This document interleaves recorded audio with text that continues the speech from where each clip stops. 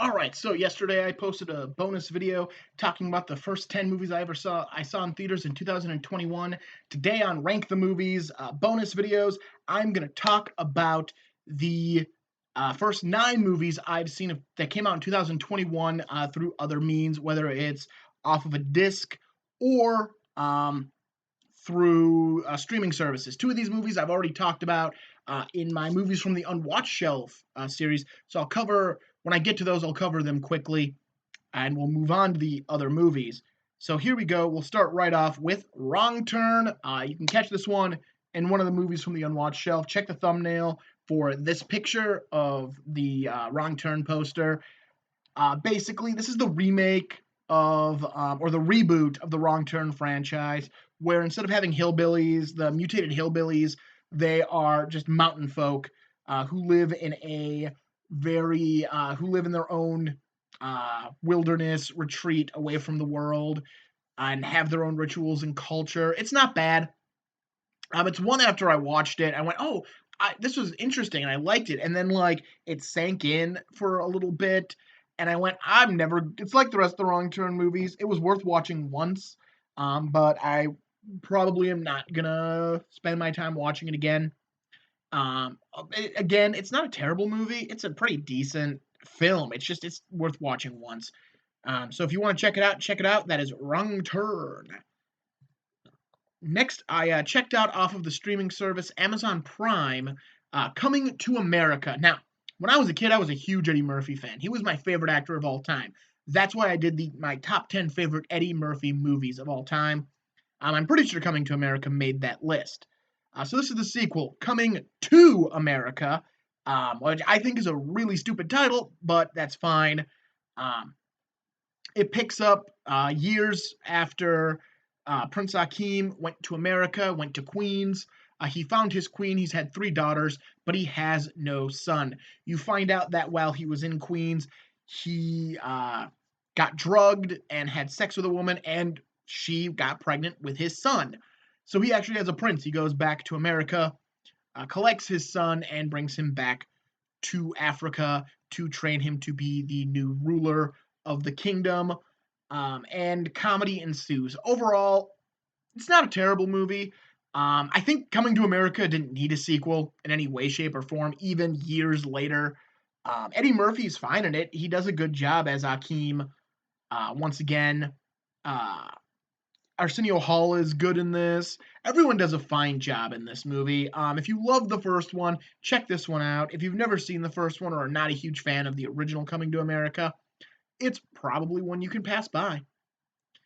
Next up, I checked out Mortal Kombat while it was streaming on HBO Max, and let me tell you, I'm really glad I watched this one on HBO Max and I didn't waste my time going to see it in theaters, because I did not like this movie. I was not a fan, and I know I've talked to people and they liked it, and that's fine. Like what you like. That's fine. This is my show. I'm going to talk about how I feel about it. I didn't like it. I thought Kano was the only character who was interesting, who I really liked within the movie. I thought the rest of them were pretty one-dimensional and just throwaways. Um, I felt like the entire like Scorpion bloodline angle of the new character Cole, um, it was unnecessary. Like, you could have dropped almost any other character and just said they were part of Scorpion's bloodline and went with an actual character from the games, and that would have been fine. I feel like it felt like they almost wanted to do too much with this one, as they were trying to set up for future installments of the Mortal Kombat film series. I don't think it was that good, and I don't recommend it. Don't go out and rent it. Don't go out and buy it. I think it's out already. It might not be. Don't stream it when it goes back onto HBO Max. Just kind of let it be. Oh, that is what that is. Okay, those are VHS tapes under my arm. Just let it be. Just let it be. Next up is the other movie you can catch in one of my movies from the Unwatched Shelf. It is Willys Wonderland. I checked this one out with my roommate AJ a couple of months ago, and it's great. I loved it. This is a fantastic movie. Nicolas Cage plays a dude who gets stranded in a small town, is told he can't use his credit cards because the ATM machine is down, but he'll get 4 new tires for the ones he blew out, if he spends the night cleaning Willys Wonderland, a children's play area that has been closed for years, and the animatronics try killing him. It's a really fun movie. Nicolas Cage does a great job in this film, even though he has absolutely no lines of dialogue in the entire thing. Um, I really enjoyed this movie. I really thought they did a super good job with it, and it's a really fun. If you haven't seen it, definitely check it out. Next up are a bunch of movies I watched just this last weekend, just for content purposes. There were some I wanted to check out, so I checked them out. First up, there's No Sudden Move. This is the new Steven Soderbergh film, the man who made the Ocean's 11 movies. It's streaming on HBO Max only. You can't go see it in theaters. It's only streaming on HBO Max. It stars Don Cheadle, Benicio del Toro, David Harbour, John Hamm, Brendan Fraser is in this thing. Kieran Culkin is in it. There's just a lot of people in this movie. Ray Liotta. It's a great. I liked it. I liked the movie. I think it was shot using a cell phone camera. I think this is the movie that was shot that way. I'm not 100% sure, but it definitely looks very spherical at points, which is a little annoying, and kind of takes you out of the movie. But overall, it's a pretty decent movie. The basic plot is Don Cheadle and Benicio del Toro are two gangsters who are both on the outs with mob leaders because of actions that they have taken or have been taking, and they are hired by Brendan Fraser to do a babysitting job. Basically, they watch over a wife and two kids while her husband is taken by the third member of their crew, played by Kieran Culkin, and he gets whatever they're after. That's it, and for that they'll be paid. One is paid $5,000, the other one is paid $45,000. I believe are the numbers, because they're not paid the same. They find out that the actual plan is that they'll inevitably be killed at the end of it. That's the final end game here, is that they'll both end up getting killed after the babysitting job is done. So they take matters into their own hands and try to clear their names and get the hell out of this town. I forgot to mention Matt Damon is uncredited in this movie. He's really good in it. It's a really great scene that he's in. Definitely check it out if you've got HBO Max. It's a 2 hours. It's not a bad movie. Definitely check out No Sudden Move. Next up, over on Hulu, I checked out Boss Level. I was really surprised how good this movie is. Frank Grillo of Purge and Captain America fame plays a man who is stuck in a time loop, but in the time loop, he's always being attacked by assassins. So he wakes up and he's immediately attacked by an assassin that he needs to deal with. This movie doesn't start with him entering the time loop the first time. It starts with him already in the time loop enough where he can navigate the first hour of it from the time he wakes up and not die. And it's all about him figuring out why he's in the time loop, connecting with his son, and trying to inevitably stop the time loop from happening. It's a really good movie. Mel Gibson plays the villain. Frank Grillo is our guy stuck in the time loop.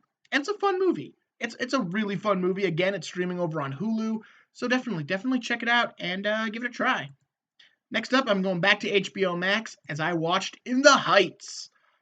This is based on the Broadway musical of the same name. And I didn't like it. I don't know why. The music was good. The music was fine. The acting was fine.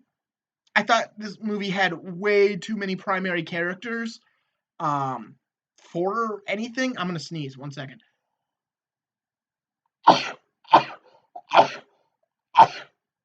Thank you for that second.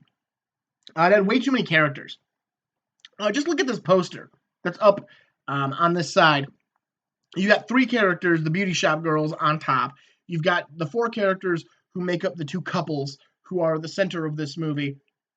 And then you got the guy who sells shaved ice at the bottom, who's actually played by the guy who wrote the musical and also starred in the original Broadway production. But he is considered one of the principal characters. And this isn't even all of them. This is at least missing 2 principal characters. That is 10 principal characters, 11 because one of the characters has a little cousin who's definitely a principal character in this movie anyways. Maybe the show he's not as, I'm pretty sure his subplot was added for the movie. Um but yeah, it's a lot of characters. And there's stuff that like I found it really weird that they'd build up a plot and then they just full stop that plot to go focus on other aspects, which might work on a stage.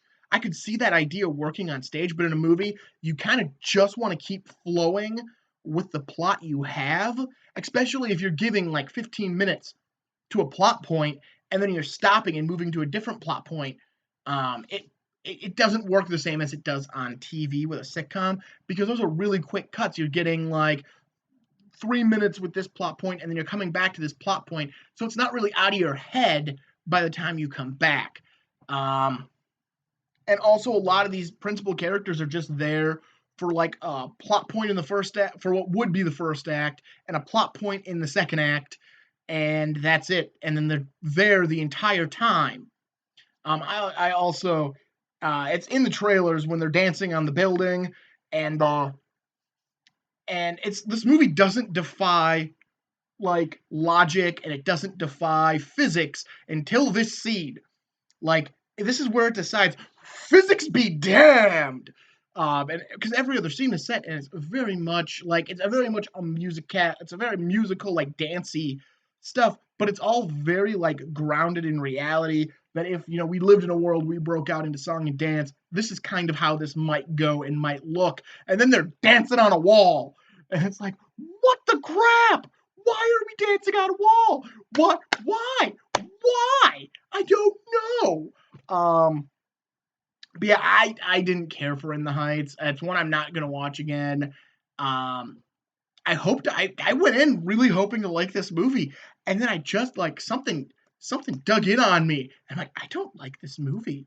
I don't like this movie. I also don't like at least one of the main of the four lovers in this movie of the primary couple. I don't like the girl. I think she doesn't deserve anything. Like I did not like her character, and I was not rooting for that relationship. Though I knew it was happening. I knew by the end of the movie that's what was happening. I wasn't rooting for it, and I feel like the movie ends with a flash forward with like it's a story being told, so you get the full resolution to one couple and only dance to physics defying for the other couple. Did they fall off the building and die, and that's how their story ends? I don't know. It doesn't tell you. Um, but yeah, I did not care for In the Heights. Clearly, as I finally start talking about it, a lot of stuff came spewing out of me. But yeah, did not care that much for In the Heights. Next up is the Amazon Prime movie, The Tomorrow War, starring Chris Pratt. I checked this one out. It's not bad. I enjoyed it. It's a pretty straightforward time travel movie.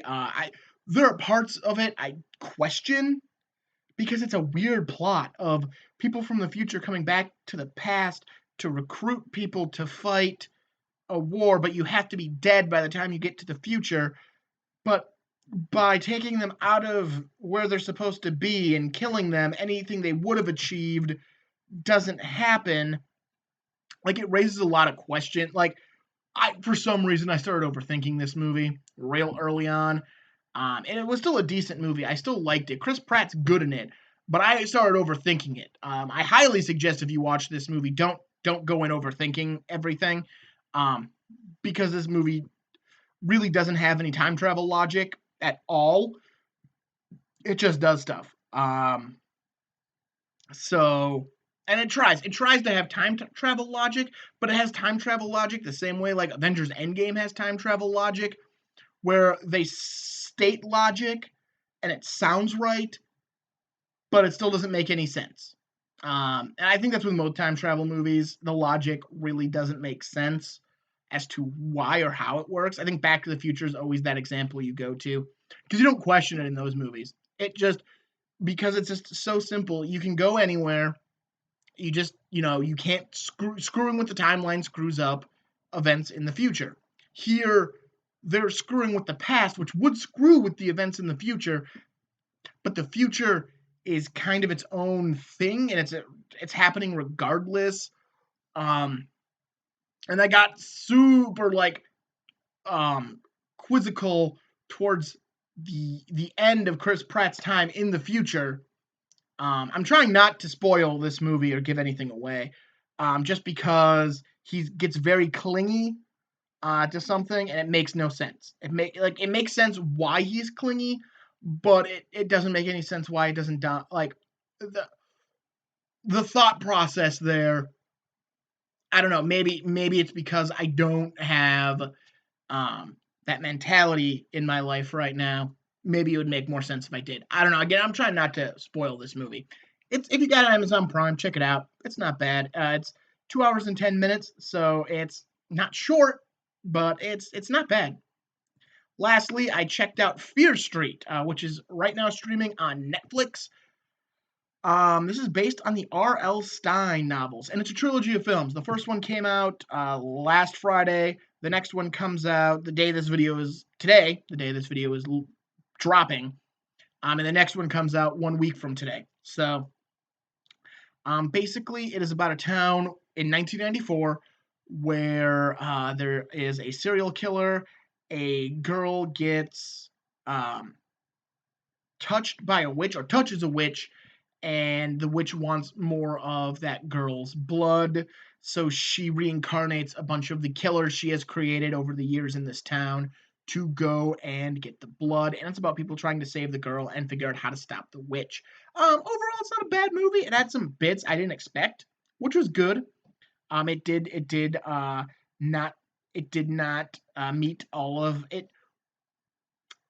My predictions of how this movie was going to go, it didn't match. It didn't match that, which is good, which is what you want. I'll probably check out the other two parts because it's being told backwards. So the next story takes place in 1980 something, I think, and the last story takes place in 1960 something. No, 1660 something. So it's a story being told backwards. So I'm really expecting like the witch they keep talking about. You find out in the third story, the witch isn't actually what's behind all of it. That's kind of what I'm expecting, but who knows? I never read the R.L. Stine books. I actually didn't know it was based on R.L. Stine until I started reading the IMDb trivia on it. It's not bad. If you got Netflix, check it out. It's a pretty decent movie. All right, so those are the movies I have seen in 2000 that came out in 2021 that I did not see in theaters. I saw it either via streaming or some other method. Don't forget to like, comment, and subscribe to this video. Come back Wednesday as I start talking about the Lord of the Rings trilogy. We talk about Fellowship of the Ring for 1 week, Two Towers the next week, and then I'll be joined by my good friend AJ Robinson to talk about Return of the King for the third week. It's going to be a good time. Stop back in, check them out. I'm Martin Prevost. This is Rank the Movies, or Rank the Movies. Have a good one.